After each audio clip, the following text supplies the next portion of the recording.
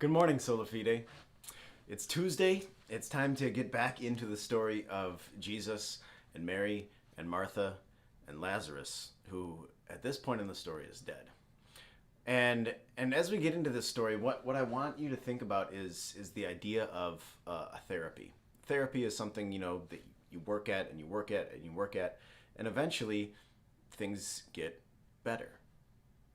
Jesus isn't like that at all. It's not like he's the doctor giving you suggestions and things to do, and that gradually you and the doctor and medicine all work together and things get better. It's not like that at all. Jesus is fully God with all the power to heal and restore, with none of my effort attached to it. And we're going to see that as we go through this, as he raises someone from the dead. Someone who's dead can't effort themselves to be alive. It's all Jesus.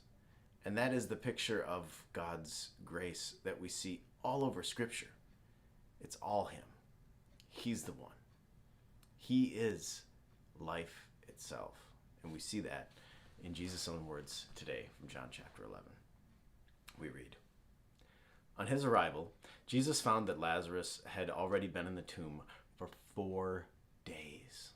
Now, Bethany was less than 2 miles from Jerusalem, and many Jews had come to Martha and Mary to comfort them at the loss of their brother. When Martha heard that Jesus was coming, she went out to meet him, but Mary stayed at home. "Lord," Martha said to Jesus, "if you had been here, my brother would not have died. But I know that even now God will give you whatever you ask." Jesus said to her, "Your brother will rise again." Martha answered, "I know he will rise again in the resurrection at the last day." Jesus said to her, "I am the resurrection and the life. The one who believes in me will live, even though they die. And whoever lives by believing in me will never die. Do you believe this?" "Yes, Lord," she replied. "I believe that you are the Messiah, the Son of God, who is to come into the world." The word of the Lord. Thanks be to God. I wonder whether Martha was asking Jesus to raise her brother from the dead or not. She said, "I know that even now God will give you whatever you ask." She seemed to believe that Jesus could do something because of his connection to God. And in moments later, she confesses that he is the Son of God. He is the promised Messiah. That's one of those things that I guess we'll find out someday when we get to talk to Martha in heaven. Did she expect Jesus to raise him from the dead? Did she hope that Jesus would raise him from the dead? Did she have a glimmer of hope? I don't know. It does seem that she was frustrated and wished that Jesus would have healed him before he died.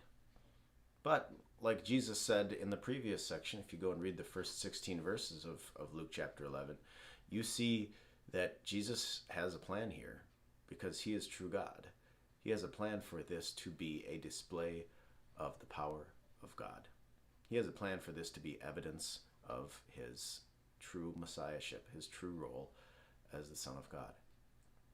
And in that vein, in that explaining that he is true God, he gives us this beautiful I am statement. I am the resurrection and the life.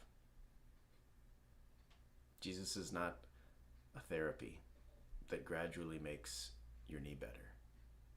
Jesus is God, who lifts you up out of the mire and the death of your sin and changes you. He changes you from an enemy of God to a child of God. He changes you from dead to alive. He changes you from earthbound, a citizen of terra firma, and makes you an heir of the heavenly kingdom. That's the God we have. Let's sing about putting our hope in him, who is that perfect, firm foundation.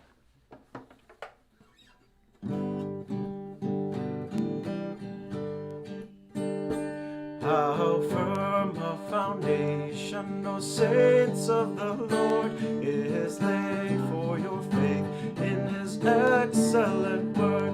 What more can he say than to you he has said, who unto the Savior for refuge have fled? Fear not, I am with you, oh be not dismayed, for I am your God, and will still give you aid. I'll strengthen you, help you, and cause you to stand, upheld by my righteous, omnipotent hand. The soul that on Jesus has leaned for repose, I will not desert to his foes. That soul, though all hell should endeavor to shake, I'll never, no never, no never forsake.